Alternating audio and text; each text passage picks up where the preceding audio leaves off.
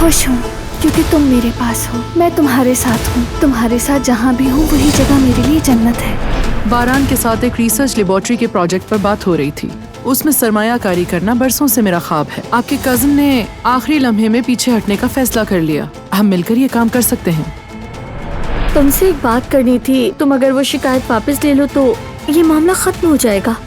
अच्छा ठीक है, क्या मैं तुम्हारी बात को टाल सकता हूँ? मैं तुम पर फिदा हूँ गुल, बचपन से तुम्हें चाहता हूँ मैं। बेटी तुम ठीक हो ना? थोड़ा सर चकरा गया था। हाँ। सुनो जेवदत, तुम जवेदिया को किसी हॉस्पिटल ले जाओ। ये अलामत कुछ खुशी की लगती हैं। हाँ बोलो करीम, सुन रहा हूँ मैं। बहुत अजीब बात है बरान, ये लड़की तुम्हारे स्कूल से ग्रेजुएट हुई है। सबिया खातून की बेटी गुलशा की दोस्त है। सबिया साहिबा की एक बेटी थी गुलशा। तुम दोनों एक ही स्कूल में पढ़ते थे। तो मतलब दिलान ने गुलशा की दोस्त को ढूंढ लिया। क्या वो आदमी बारान हो सकता है?